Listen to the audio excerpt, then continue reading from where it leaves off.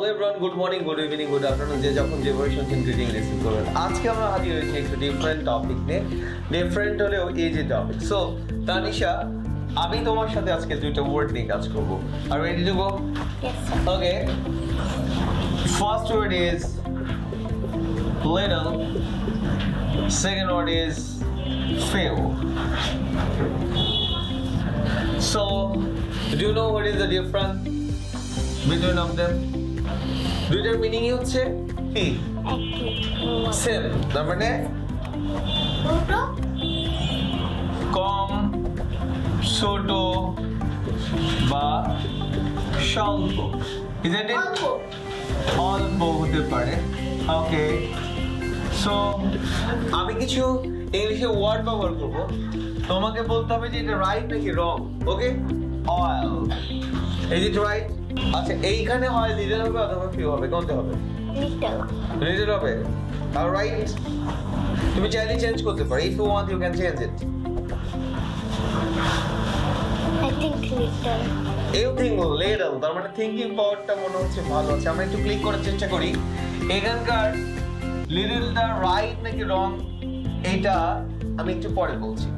So আমরা আরেকটা থেকে ঘুরে আসি, সেটা হচ্ছে আমি এখানে বললাম যে ফিউ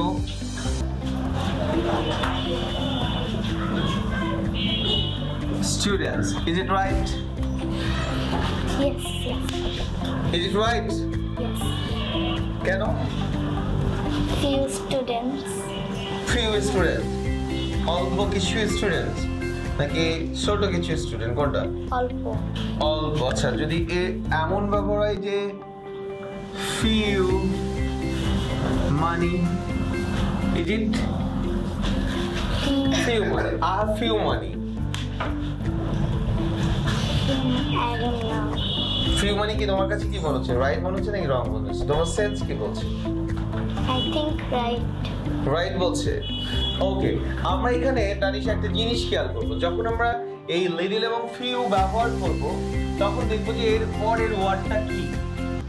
পরের ওয়ার্ডটা যদি আমরা গণনা করতে পারি, পরের ওয়ার্ডটা যদি আমরা কি করতে পারি, পরের ওয়ার্ডটা যদি কি করতে পারি, গণনা। মানে গণনার ইংলিশ কি?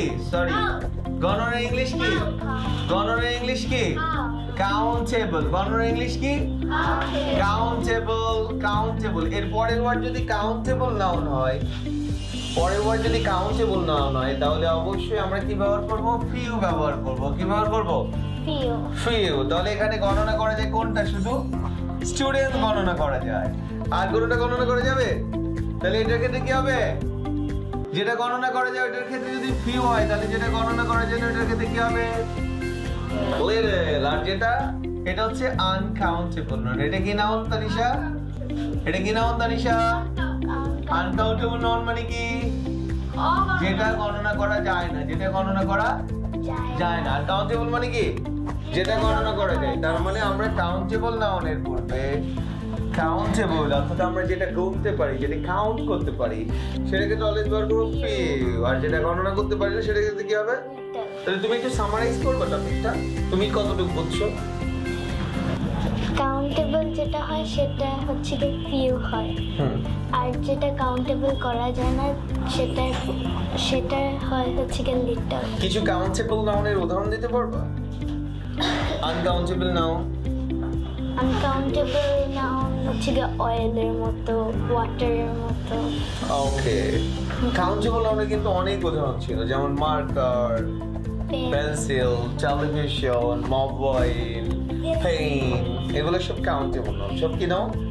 Countable noun. Is that clear? Yes. Thank you so much. Bye bye. Bye bye.